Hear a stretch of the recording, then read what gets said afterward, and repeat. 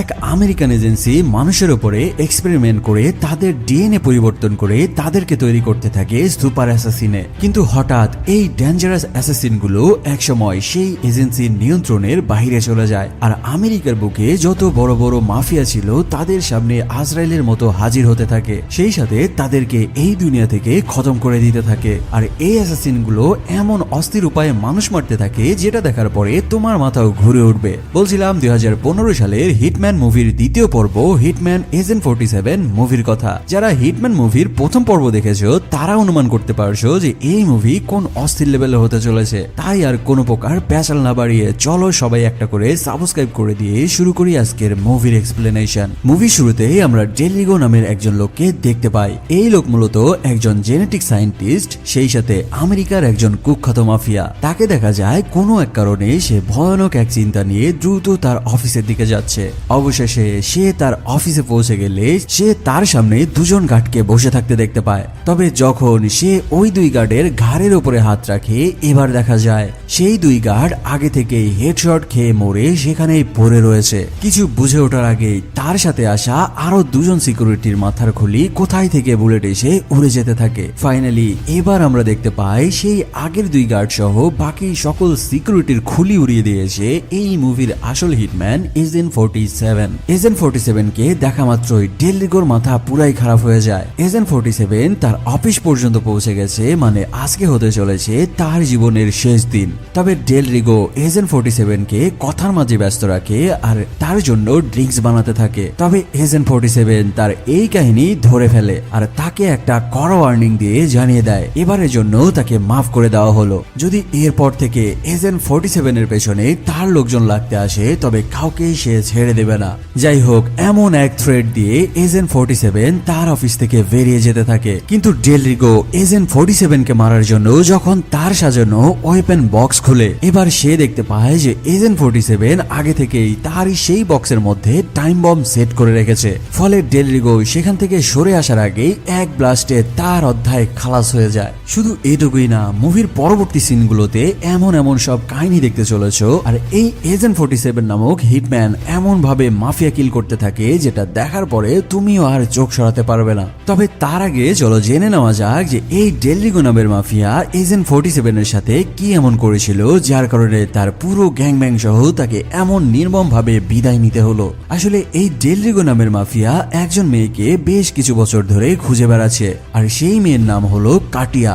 এখানে তোমাদের এই কাটিয়া নামের মেয়ের পরিচয় সম্পর্কে আগে দুই লাইন জানিয়ে রাখি। এই কাটিয়া নামের মেয়ের বাবা হচ্ছে একজন বিখ্যাত সায়েন্টিস্ট যার নাম ডক্টর পিটার, আর এই ডক্টর পিটারই প্রায় 30 বছর আগে এই হিটম্যান এজেন্ট 47 কে রাস্তা থেকে কুড়িয়ে এনেছিল আর তার এজেন্সিতে এনে তার উপরে জেনেটিক্যালি এক্সপেরিমেন্ট করে তাকে সুপার অ্যাসাসিন বানিয়েছিল।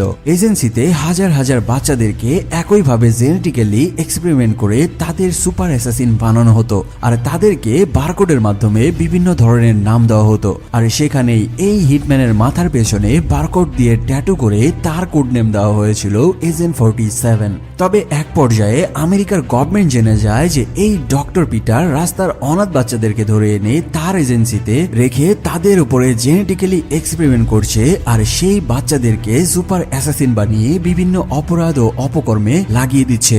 ফলে আমেরিকার সরকার তার সেই এজেন্সিতে অভিযান চালানোর আগেই ডক্টর পিটার তার পুরো এজেন্সি নিজের হাতেই ধ্বংস করে দেয়। আর আমেরিকার পুলিশদের হাতে ধরা পড়ার আগে সে আমেরিকা থেকে নিজেকে পুরোপুরি ভাবে গায়েব করে নেয়। এই ঘটনার 30 বছর পরে সিন্ডিকেট নামের আরো একটি এজেন্সি ডক্টর পিটারের সেই এক্সপেরিমেন্ট পুনরায় চালু করার সিদ্ধান্ত নেয়। তবে তারা খুব দ্রুতই বুঝতে পারে যে ডক্টর পিটারের সেই এক্সপেরিমেন্ট মানুষের মধ্যে চালাতে হলে অবশ্যই ডক্টর পিটারকে দরকার, কারণ সে কোন ফর্মুলা দিয়ে মানুষের ডিএনএ রিপ্লেস করে জেনেটিক পরিবর্তন করত সেটা একমাত্র ডক্টর পিটারই জানে। তবে বহু বছর ধরে খোঁজার পরেও তারা ডক্টর পিটারের কোনো সন্ধান করতে পারে না। অবশেষে তারা হাতে পেয়ে যায় ডক্টর পিটারের একমাত্র মেয়ে কাটিয়ার ছোটবেলার একটি ছবি, আর কাটিয়ার সেই ছবি তার বাবার ছবির সাথে ম্যাচ করে তারা কাটিয়ার বর্তমান একটি স্ট্রাকচার বানিয়ে ফেলে। আর এরপর থেকেই সেই সিন্ডিকেট নামক এজেন্সি বেশ কয়েকজন গ্যাংস্টার লাগিয়ে দেয় কাটিয়াকে খোঁজার জন্য।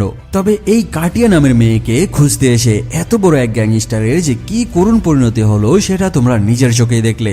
এবার চলো দেখে নেওয়া যাক এজেন্ট 47 বাকি সকল গ্যাংস্টারদের অবস্থা কি করেছিল। হয়েছিল। সিন্ডিকেট নামক কোম্পানির এক মাফিয়াকে এমন ভাবে ছাতু করে দেওয়ার নিউজ যখন তাদের হেডকোয়ার্টারে পৌঁছায়, তখন সিন্ডিকেট কোম্পানির আসল মাফিয়া ডেভিড বুঝতে পারে যে এই এজেন্ট 47 কে এত সহজে মারা সম্ভব নয়। সেই সাথে তারা যদি কার্টিয়ার বাবা ডক্টর পিটার পর্যন্ত পৌঁছাতে চায়, তবে যেভাবেই হোক এই এজেন্ট 47 কে মেরে কার্টিয়াকে আগে কিডন্যাপ করতে হবে। কারণ তারা 100% শিওর যদি ডক্টর পিটার বেঁচে থাকে তবে কার্টিয়াই একমাত্র তার বাবা পর্যন্ত তাদের পৌঁছে দিতে পারবে। তাই আর দেরি না করে সিন্ডিকেট কোম্পানির আসল মাফিয়া ডেভিড তার সব থেকে শক্তিশালী একজন অ্যাসাসিনকে পাঠায় এজেন্ট 47 কে মেরে কার্টিয়াকে ধরে নিয়ে আসতে। আর এই অ্যাসাসিনের নাম হচ্ছে জন স্মিথ। এখানে তোমাদের জানিয়ে রাখি যে এই জন স্মিথ নামের অ্যাসাসিন কিন্তু সাধারণ কোনো অ্যাসাসিন নয়, তার পুরো বডি টাইটানিয়াম ধাতু দিয়ে বানানো হয়েছে। মানে এই জন স্মিথকে হত্যা করা কোনোভাবেই সম্ভব নয়।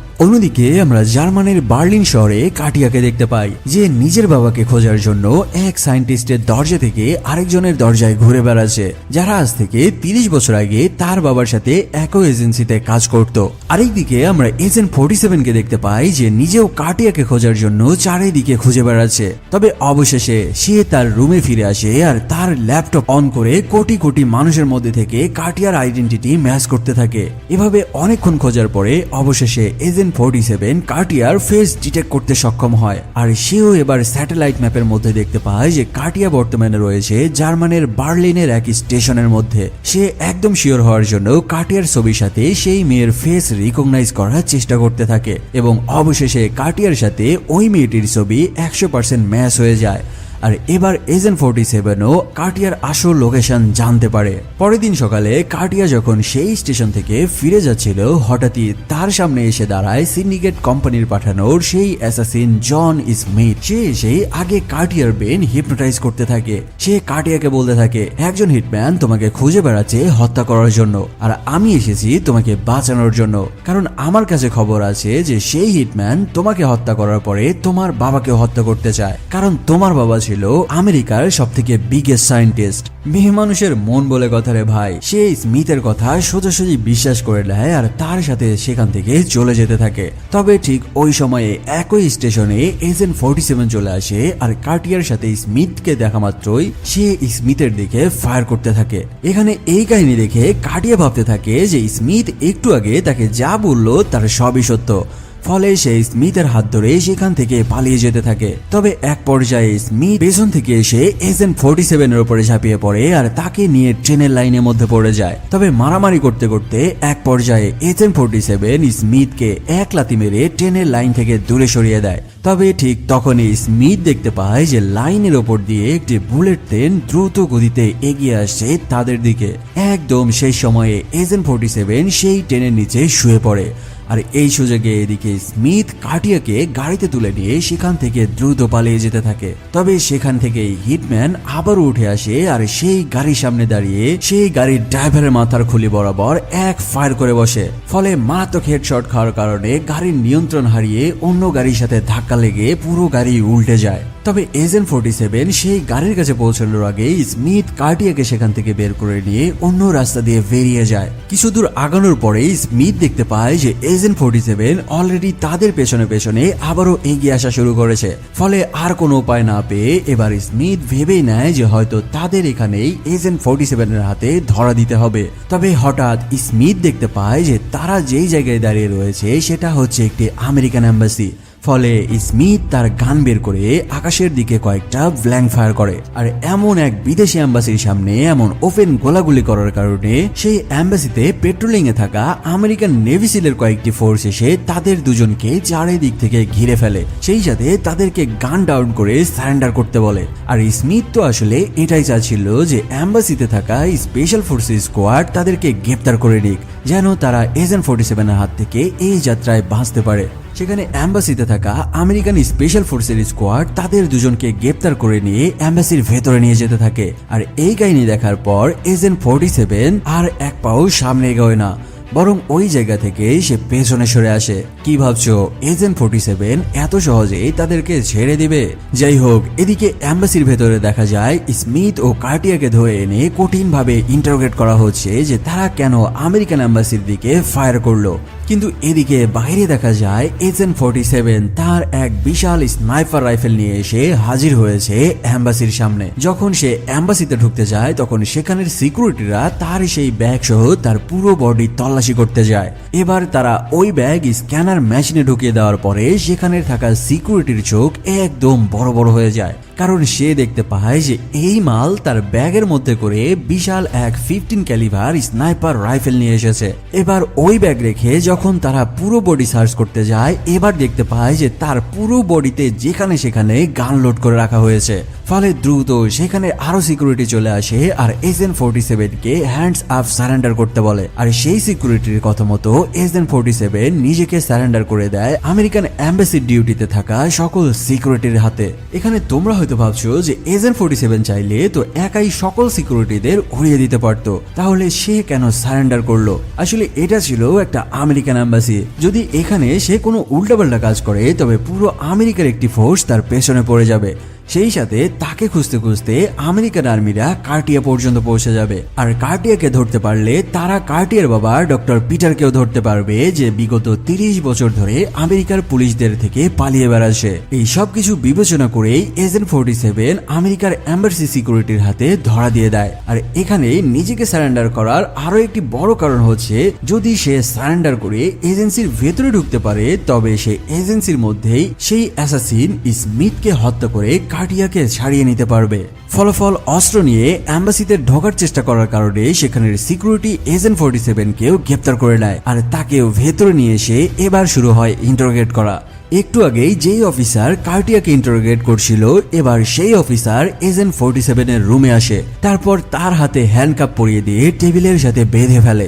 এবার এজেন্ট 47 এর সেই স্নাইপার রাইফেল টেবিলের উপরে রেখে এবার তাকে ইন্টারোগেট করতে থাকে যে সে কেন এমন মারাত্মক স্নাইপার রাইফেল নিয়ে আমেরিকান এম্বাসির ভেতরে ঢোকার চেষ্টা করছিল। তবে এখানে এবার এজেন্ট 47 তার কোনো কথার উত্তর না দিয়ে টেবিলের উপরে একবারই মেরে বসে আর তার সেই স্নাইপার রাইফেলটি উপরের দিকে তুলে ফেলে। সেই রাইফেল যখন শূন্য থেকে টেবিলের উপরে পড়ে এবার অটোমেটিক ভাবে একটি ফায়ার হয়। এজেন্ট 47 এবার তার হাতের হ্যান্ডকাফের শিকল সেই বুলেটের দিকে ধরে আর তার হাতের হ্যান্ডকাফ খুলে নেয়। মানে বুঝতেই পারছো এই ভয়ানক হিটম্যানের হাত এবার খুলে গেছে আর সে এবার কি করতে চলেছে তা সকলের ধারণার বাহিরে। হাত ছাড়া পাওয়ার সাথে সাথে সে আশেপাশে থাকা সকল গার্ডকে একে একে মেরে শুইয়ে দিতে থাকে। সবাইকে কিল করার পরে এবার সে এসে দাঁড়ায় ওই অফিসারের সামনে। তবে এজেন্ট 47 ওই অফিসারকে কিছু করার আগে পাশের রুমে থাকা স্মিথও বুঝতে পারে যে এখানে অবশ্যই এজেন্ট 47 চলে এসেছে, তাই সে তার রুমের দেয়ালের কাজ ভেঙে পালানোর চেষ্টা করতেই সেখানে অন্য সিকিউরিটি এসে তাকে বাধা দিতে থাকে। তবে স্মিথ সিকিউরিটিদের মেরে তাদের কাছ থেকে চাবি নিয়ে তার হ্যান্ডকাফ খুলে ফেলে আর সেখান থেকে পালানোর জন্য রাস্তা খুঁজতে থাকে। খুঁজতে খুঁজতে সে কার্টিয়ার রুমে চলে আসে আর সেই চাবি দিয়ে কার্টিয়ার হাতের হ্যান্ডকাফও খুলে দেয় আর তারপর কার্টিয়াকে নিয়ে সেখান থেকে বেরিয়ে যেতে থাকে। আর অন্যদিকে বাইরে আমরা এজেন্ট 47 কে দেখতে পাই যে একজন গার্ডের পোশাক পরে নিয়ে রিল্যাক্সে সবার চোখের সামনে দিয়ে এম্বাসি থেকে বেরিয়ে আসছে। এদিকে স্মিথ কার্টিয়াকে গাড়িতে তুলে নিয়ে বসে আর দ্রুত ওই জায়গা থেকে পালিয়ে যেতে থাকে। তবে এজেন্ট 47 যখন বুঝতে পারে যে সে তাদেরকে আর ধরতে পারবে না এবার এম্বাসির সামনে তাক করে রাখা আমেরিকান সিকিউরিটিদের একটি স্নাইপার রাইফেল তুলে নেয় আর সেই স্নাইপার রাইফেল নিয়ে ছাদের উপরে চলে আসে। এরপর সে ওই স্নাইপার রাইফেল তাক করে স্মিথের গাড়ির দিকে টার্গেট লাগানো শুরু করে। এভাবে মিনিট 5 ধরে সে ওই গাড়ির দিকে টার্গেট ধরে রাখার পর এবার এক মারাত্মক শট নেয়। তার নেওয়া এই শটের বুলেট রাস্তাঘাট মানুষজন এমনকি ট্রেনের মধ্যে ভেদ করে দিয়ে প্রায় 3 কিলোমিটার দূরের স্মিথের গাড়ির মধ্যে বসে থাকা কার্টিয়ার হাতে যে ঢুকে যায়। পরের দিন সকালে আমরা কার্টিয়াকে দেখতে পাই একটি হোটেল রুমে স্মিথের সাথে। কার্টিয়া তার হাতের বুলেট বের করে নিয়ে এবার স্মিথকে জিজ্ঞেস করে যে তুমি আসলে কে আর কেনই আমার জীবন বাঁচাতে চাইছো। এখানে স্মিথ তাকে মারাত্মক রকমের মিথ্যা কথা বলে। স্মিথ তাকে জানায় যে কার্টিয়ার বাবা ছিল একজন বিখ্যাত সায়েন্টিস্ট, তাই তাদের এজেন্সি কার্টিয়ার বাবা ডক্টর পিটারকে খুঁজে বের করে প্রোটোকল দিতে চায়, কারণ একদল লোক তার বাবাকে খুঁজে মেরে ফেলার জন্য উঠে পড়ে লেগেছে। ফলে কার্টিয়া স্মিথের কথায় আবার আবারও বিশ্বাস করে নেয় আর তার বাবার লোকেশন খোঁজার জন্য এবার একটি ম্যাপ বের করে আর স্মিথের সাথে প্ল্যান করতে থাকে। কিন্তু কার্টিয়া তো জানে না যে এই মাল এসেছে তার বাবাকে খুঁজে বের করে মেরে ফেলতে। এখানে ম্যাপ বের করার পরে এবার কার্টিয়া স্মিথকে বলতে থাকে যে সে অনেক খোঁজাখুঁজি করে তার বাবার পুরান কিছু বন্ধুদের কাছ থেকে অনেক তথ্য জোগাড় করেছে আর তার বাবার শেষ লোকেশন হিসাবে সে জানতে পেরেছে যে তার বাবা বর্তমানে অস্ট্রেলিয়ার সিডনি শহরে রয়েছে। তবে সিডনি শহরের এক্সাক্ট কোন দিকে বা কোন এলাকায় রয়েছে সেটা এখনো সে জানে না। তাই তারা যদি তার বাবা ডক্টর পিটারকে খুঁজে বের করতে চায় তবে এখনই তাদেরকে অস্ট্রেলিয়ার সিডনিতে যেতে হবে। এই কথা বলার সাথে সাথে হঠাৎ সেই রুমের মধ্যে চলে আসে এজেন্ট 47। হঠাৎই আক্রমণ করার কারণে স্মিথ এজেন্ট 47কে প্রোটেক্ট করার কোনো সময় পায় না। ফলে এজেন্ট 47 আরামসেই স্মিথকে ডাউন করে ফেলে আর কার্টিয়াকে সেখান থেকে ধরে নিয়ে চলে আসে তার রুমে। কার্টিয়ার জ্ঞান ফিরলে এবার সে এজেন্ট 47কে জিজ্ঞেস করে যে সে কেন তাকে মারতে চায়। তবে এখানে এজেন্ট 47 তাকে এমন কিছু কথা বলে যেটা শোনার পরে কার্টিয়া নিজেই একদম আকাশ থেকে পড়ে। এখানে এজেন্ট 47 তাকে জানায়, তুমি কি মনে করতে পারো আজ থেকে 30 বছর আগে তোমার বাবা তোমাকে একটি টানেলের মধ্যে লুকিয়ে রেখেছিল আর কিছু লোকজন তোমাকে এবং তোমার বাবাকে হত্যা করার জন্য তোমার বাড়িতে হামলা করেছিল। এজেন্ট 47 এর এই কথাবার্তা শুনে কার্টিয়ার তার ছোটবেলার কিছু স্মৃতি মনে পড়তে থাকে। এবার এজেন্ট 47 তাকে বলে, তোমার কি মনে আছে তুমি এবং তোমার বাবা ডক্টর পিটার যখন গাড়ি করে পালিয়ে যাচ্ছিলে তখন ছোট্ট এক বাচ্চা তোমাদের বাঁচিয়েছিল? এজেন্ট 47 এর এই সকল কথাবার্তা শোনার সাথে সাথে কার্টিয়া আস্তে আস্তে তার ছোটবেলার কিছু মেমোরি মনে করতে থাকে আর আস্তে আস্তে তার সকল মেমোরি মনে পড়লে এবার কার্টিয়া বুঝতে পারে যে এই ছোট্ট বাচ্চাটি হলো এজেন্ট 47 যাকে তার বাবা ডক্টর পিটার খুব ভালোবাসতো।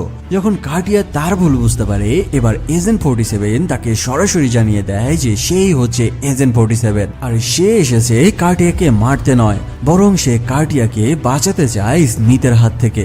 আর এতক্ষণ ধরে যেই স্মিথ নামের অ্যাসাসিন কার্টিয়াকে বাঁচানোর নাম করার অভিনয় করছিল সেই মূলত কার্টিয়াকে মারতে চায়, সেই সাথে তার বাবাকেও খুঁজে বের করে হত্যা করতে চায়। প্রায় 30 বছর আগের মেমোরি মনে পড়ার পরে কার্টিয়ার চোখ দিয়ে পানি গড়িয়ে পড়তে থাকে তার বাবার এমন করুণ দশার জন্য।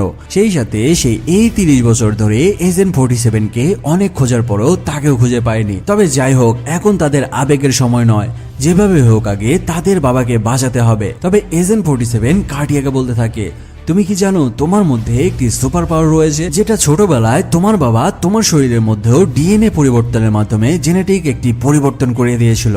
যদি তুমি তোমার সেই সুপার পাওয়ার খুঁজে বের করতে পারো তবে অনায়াসেই তোমার বাবাকে তুমি নিজে রক্ষা করতে পারবে। কার্টিয়া এজেন্ট 47 এর কোনো কথাই বুঝতে পারছিল না। এবার এজেন্ট 47 কার্টিয়াকে একটি চেয়ারের সাথে হাত পা বেঁধে বিশাল বোয়িং প্লেনের একটি ইঞ্জিনের সামনে বসিয়ে দেয়। এরপর সে ইঞ্জিনের সুইচের কাছে যায় আর কার্টিয়াকে বলে, যদি তুমি এই ইঞ্জিনের সামনে থেকে নিজেকে বাধা অবস্থা থেকে ছাড়িয়ে নিতে পারো তবে বোঝা যাবে যে তুমি তোমার সুপার পাওয়ার খুঁজে পেয়েছো। এটা বলে সে ওই বোয়িং প্লেনের ইঞ্জিন 800 নটিক্যাল মাইল স্পিডে চালু করে দেয়। এদিকে প্লেনের ইঞ্জিনের স্পিড যত উপরের দিকে উঠতে থাকে কার্টিয়ার চেয়ার তত প্লেনের ইঞ্জিনের দিকে এগিয়ে যেতে থাকে। তবে এখানে কার্টিয়া গভীরভাবে তার মনোনিবেশ করে আর অবশেষে তার হাত কিভাবে বাধা রয়েছে তার একটি ক্যালকুলেশন খুঁজে পায় আর সেই ক্যালকুলেশন অনুযায়ী সে তার হাতের বাঁধন একটা একটা করে খুলতে থাকে। যখন প্লেনের ইঞ্জিন টপ স্পিডে উঠে যায় এবার কার্টিয়া একদম লাস্ট সময়ে তার হাতের বাঁধন খুলতে সক্ষম হয় আর দ্রুত প্লেনের ইঞ্জিনের সামনে থেকে সরে আসতেও সক্ষম হয়। যাই হোক, যখন কার্টিয়া এই পরীক্ষা থেকে নিজের জীবন বাঁচিয়ে বেরিয়ে আসে এবার সে এজেন্ট 47কে বলতে থাকে যে তার বাবাকে দ্রুত খুঁজে বের করার জন্য। তবে ঠিক ওই সময় দেখা যায় যে তাদের আশেপাশে সিন্ডিকেট কোম্পানির স্পেশাল ভাবে ট্রেন করা অনেকগুলো আর্মি চলে এসেছে। তাই সে কার্টিয়াকে জানায় যে তার বাবাকে অবশ্যই খুঁজে দিবে, তবে বর্তমানে এখন তাদের আগে এখান থেকে বের হতে হবে কারণ এই আর্মিগুলা খুবই ডেঞ্জারাস। সে আস্তে আস্তে সেই প্লেনের ইঞ্জিনের সুইচের কাছে যায় আর সেই ইঞ্জিনটিকে আরো বেশি নটিক্যাল মাইলে চালিয়ে দেয়। সেই সাথে ওই প্লেনের ইঞ্জিনটি ওই আর্মিদের দিকে ঘুরিয়ে দেয়। এদিকে প্লেনের ইঞ্জিন এত স্পিডে উঠতে থাকে যে আশেপাশে থাকা সকল লোহার জিনিসপত্রগুলো সে সেই প্লেনের ইঞ্জিনের দিকে টেনে নিতে থাকে। অন্যদিকে এজেন্ট 47 প্রথমে দুজনের পেছনে এসে দাঁড়ায় তারপর একজনের রাইফেল তুলে নিয়ে অন্যজনের মাথার খুলি উড়িয়ে দেয় আর আরেকজনকে তার পাশে ঘুরতে থাকা একটি গ্রাইন্ডার মেশিনের মধ্যে ফেলে দিয়ে একদম পিষে দেয়। এবার সেখান থেকে আরেকটু দূরে যায়, তারপর একটি ইলেকট্রিক ড্রিল মেশিন হাতে তুলে নেয়। এবার তার পাশে আরো একজন আর্মি আসার সাথে সাথেই সে ওই ড্রিল মেশিন দিয়ে একজনের মাথা ফুটো করে দেয়। এরপর সে কার্টিয়াকে নিয়ে ওই জায়গা থেকে কিছু দূরে চলে আসে আর সেখানে আরো দুজন আসা মাত্রই সে একটি ব্রাটনে পেস করে, ফলে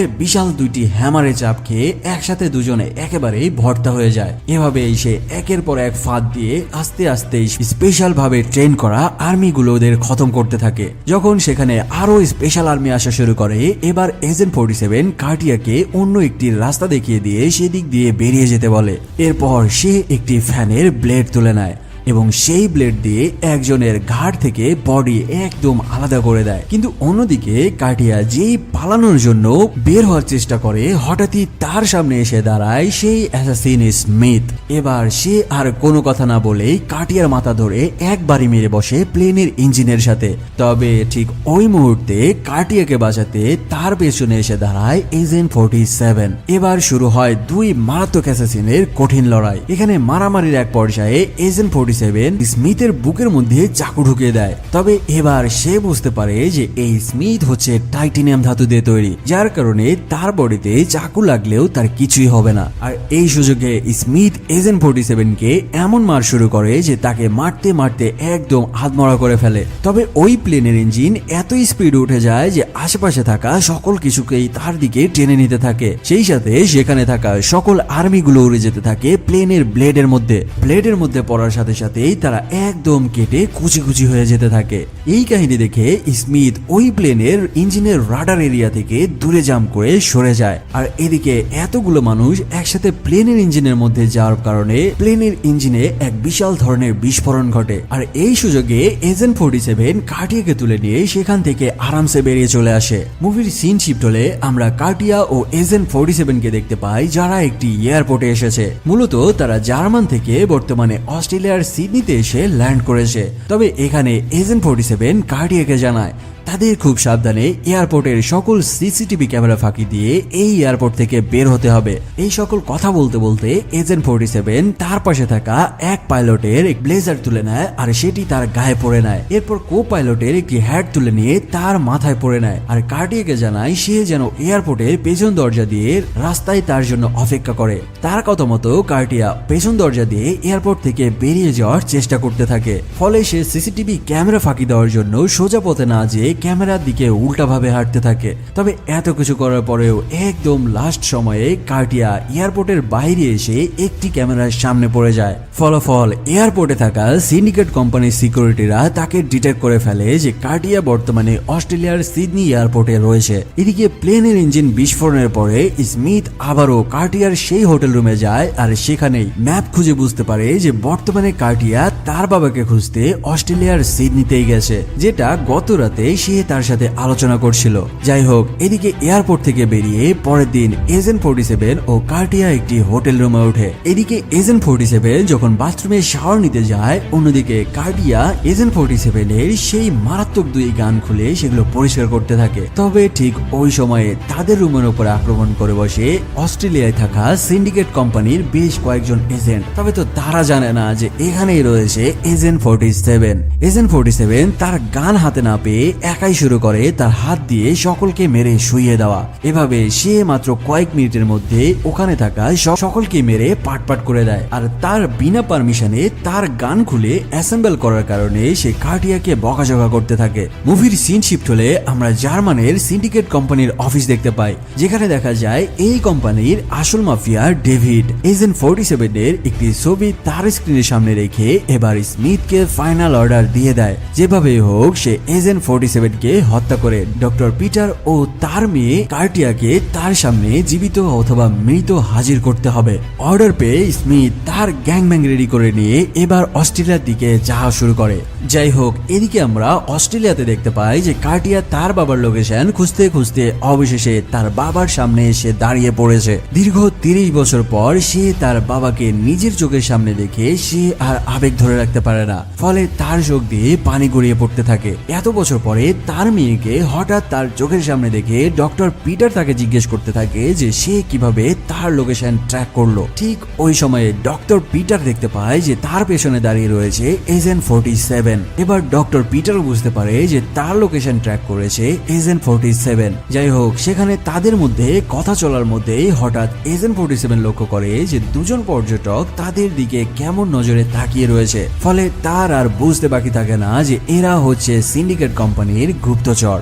তাই এজেন্ট 47 আর কোনো রিস্ক না নিয়েই ফাটাফাট শুট করে তাদের দুজনকেই সেখানেই শুইয়ে দেয়। সেই সাথে সে ডক্টর পিটার ও কার্টিয়াকে একটি গাড়িতে তুলে নিয়ে দ্রুত ওই জায়গা ত্যাগ করতে থাকে, কারণ সিন্ডিকেট কোম্পানির স্পাই এখানে চলে এসেছে, মানে তাদের আরো বহু সংখ্যক সিন্ডিকেট এখানে চলে আসবে। আর ঠিক হয়ও এমনটা। কিছুদূর আগানোর পরে হঠাৎ রাস্তার মধ্যে চারিদিক থেকে তাদের ঘিরে ফেলে সিন্ডিকেট কোম্পানির পালিত সব চেলাপেলা। চারিদিক থেকে তারা ডেজার পিন ফায়ার করতে থাকে তাদের গাড়ির দিকে, আর সেই পিনগুলো তাদের গাড়ির মধ্যে ঢুকে যেয়ে হুকের মতো আটকে যেতে থাকে। ফলে যতই গাড়িতে প্রেস করা হোক তাদের গাড়ি এক চুলো নড়ছিল না। যখন এজেন্ট 47 বুঝতে পারে যে এখন তাকে ফ্রন্ট লাইনে যুদ্ধে যেতে হবে, এবার সে গাড়ি থেকে নেমে তার কোমর থেকে তার সেই দুই আইকনিক গান বের করে। এবার সেখানে শুরু হয় এজেন্ট 47 এর সাথে উপরের বিল্ডিং এ থাকা বেশ কয়েকজন স্নাইপারের সাথে মারাত্মক স্নাইপার শট। গোলাগুলির এক পর্যায়ে একটি গুলি এসে লাগে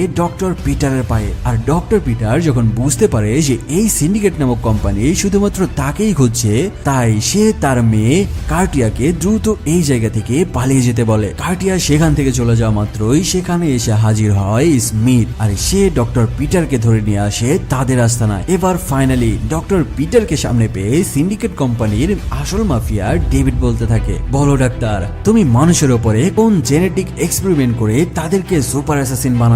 সেই সাথে তুমি আমাকে এটা বলো যে তোমার করা সেই এক্সপেরিমেন্টের ডিএনএ স্যাম্পল এবং এই এক্সপেরিমেন্টের ফর্মুলা কোথায় লুকিয়ে রেখেছো? তবে এত কিছুর পরেও ডক্টর পিটার জানায় যে তোরা যদি আমাকে মেরেও ফেলিস তবে আমি এই স্যাম্পল বা সেই ফর্মুলা তোদের হাতে দিব না।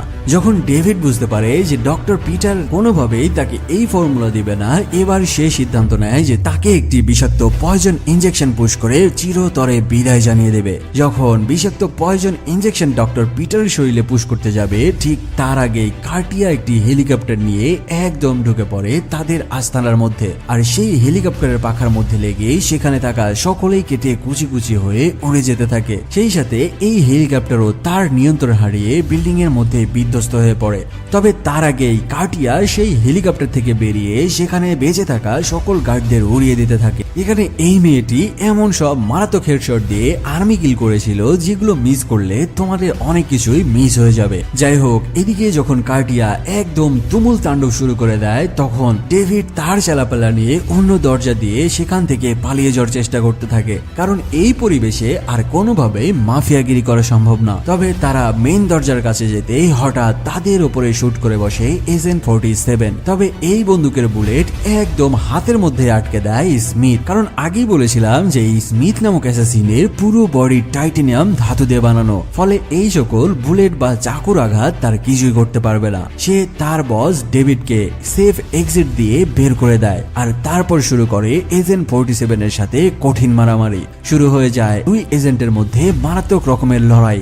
কেউ যেন কাউকে 1 ইঞ্চিও ছাড় দেওয়ার পাত্র নয়। এভাবে এজেন্ট 47 তাকে বারবার শুট করলেও সে দেখতে পায় যে স্মিথের এই বুলেটের আঘাতে কিছুই হচ্ছিল না। যখন এজেন্ট 47 বুঝতে পারে যে তাকে গুলি করে বা চাকু দিয়ে মেরে ফেলা সম্ভব নয়, এবার সে তার হাত থেকে একটি টাইটানিয়ামের তার বের করে, আর সেই টাইটানিয়ামের তার তার গলার মধ্যে পেঁচিয়ে ধরে। সেই সাথে তাকে দিয়ে একদম ওয়ালের সাথে চেপে ধরে, আর এই ওয়ালের সাথেই ছিল ইলেকট্রিক একটি তারের লাইন। আর টাইটানিয়াম ধাতু হলো ইলেকট্রন পরিবহনের সব থেকে ভালো উপায়। ফলে 1000 ভোল্টের কারেন্টের শক খেয়ে স্মিথ আস্তে আস্তে তার শক্তি হারাতে থাকে। আর এভাবে এক পর্যায়ে স্মিথ আস্তে আস্তে তার সকল শক্তি হারিয়ে একদম নিস্তেজ সতেজ হয়ে অবশেষে তার চ্যাপ্টার শেষ হয়।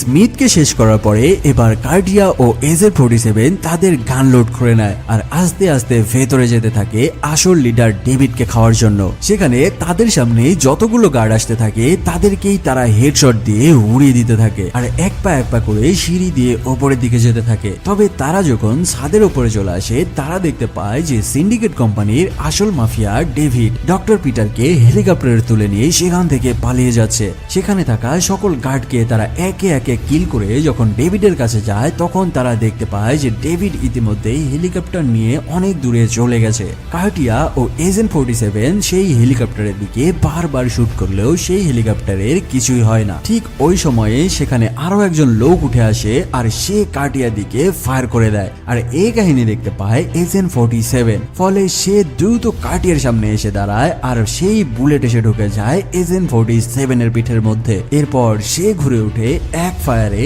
ওই লোকের খুলি উড়িয়ে দেয়। আর একই সময়ে আমরা দেখতে পাই যে ডক্টর পিটার কেমন এক মায়াবী নজরে হেলিকপ্টার থেকে তার মেয়ের দিকে তাকিয়ে রয়েছে। সে তার মেয়েকে শেষবারের জন্য দেখে নেয় আর তার পকেট থেকে একটি ইনহেলার বের করে নেয়। মূলত এটা আসলে কোনো ইনহেলার ছিল না, বরং এটা ছিল একটা বোম। ডক্টর পিটার তার মেয়েকে শেষ বিদায় জানিয়ে দিয়ে সে তার ইনহেলারে প্রেস করার সাথে সাথেই পুরো হেলিকপ্টার সহ সিন্ডিকেট কোম্পানির আসল মাফিয়া ডেভিড একদম ছিন্নভিন্ন হয়ে যায়। সেই সাথে ডক্টর পিটারের সাথে সাথে তার এক্সপেরিমেন্ট করায় সকল জেনেটিক ও ডিএনএ স্যাম্পল গুলো সকল মানব জাতির আড়ালেই থেকে যায়। মানে তার ফর্মুলাগুলো ব্যবহার করে আর কেউ মানুষের উপরে এক্সপেরিমেন্ট করে কেউ আর হিটম্যান বানাতে পারবে না।